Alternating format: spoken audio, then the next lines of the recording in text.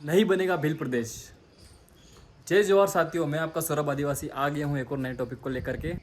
क्यों सरकार ने कहा नहीं बनने देंगे भील प्रदेश, और क्यों बाकी पार्टीज़ के जो नेता है वो कह रहे हैं, बीजेपी पार्टी के जो नेता लोग हैं वो कर रहे हैं सिर्फ एक पब्लिसिटी स्टंट और खेल रहे हैं आदिवासियों के फीलिंग्स के साथ में। आइए अपन इस टॉपिक पर चर्चा करते हैं और समझते हैं कि क्या सच है और क्या नहीं।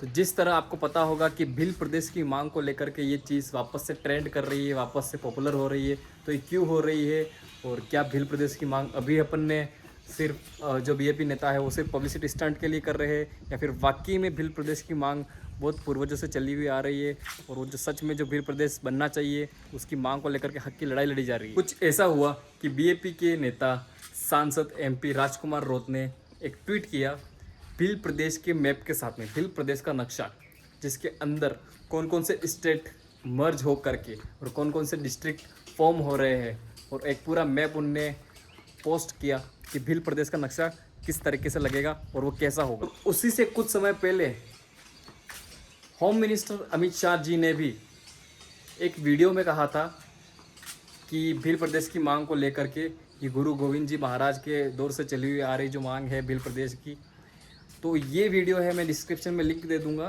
आप वहाँ पे जाकर के चेक कर सकते हैं, क्योंकि इस वीडियो को अपन ने पहले भी डिस्कस कर रखा है।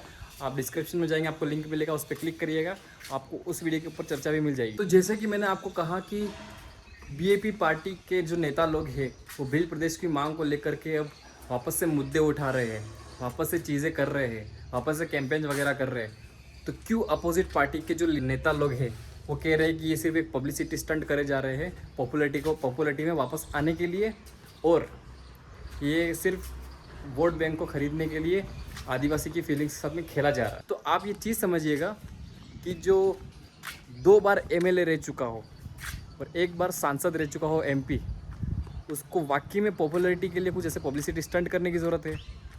और अगर ऐसा ही होता तो पब्लिक हर बार वोट दे करके इतना भरोसा ऐसे नेता पे क्यों करती। तो ये सिर्फ एक पब्लिसिटी स्टंट नहीं था।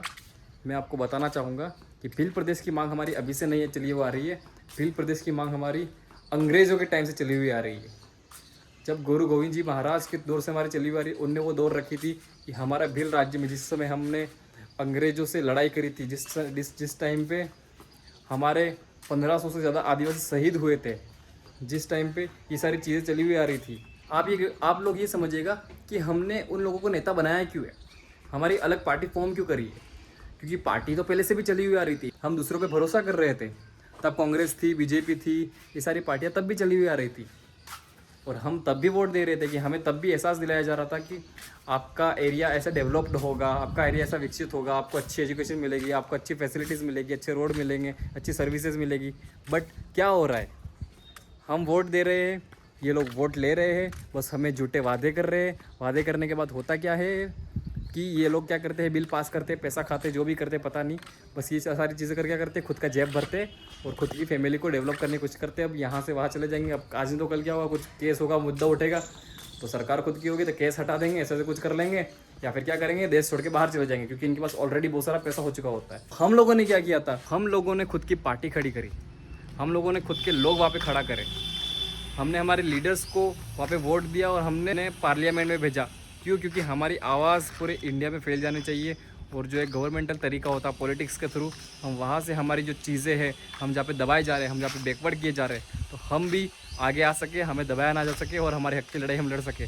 तो हमने इसलिए उनको वोट दिया है और हमने वहाँ पर पहुँचाया है। और जो बाकी नेता लोग कहते हैं पब्लिसिटी स्टंट कर रहे, अरे वो लोगों के पास इतनी पब्लिक पहले से हो चुकी होती है ना कि पब्लिसिटी स्टंट करके उनको मिलेगा क्या, मेरे को ये बताइए आप। आप एक बार ये मतलब समझिएगा कि दबाने का मतलब, मेरा कहने का मतलब क्या था कि जब इतने सालों से हम वोट दिए जा रहे हैं, इतने सालों से हमारी चीज़ें चलती हुई आ रही है, तो अभी तक जो हमारी 5वीं और 6ठी अनुसूची है वो लागू क्यों नहीं हो रही ढंग से।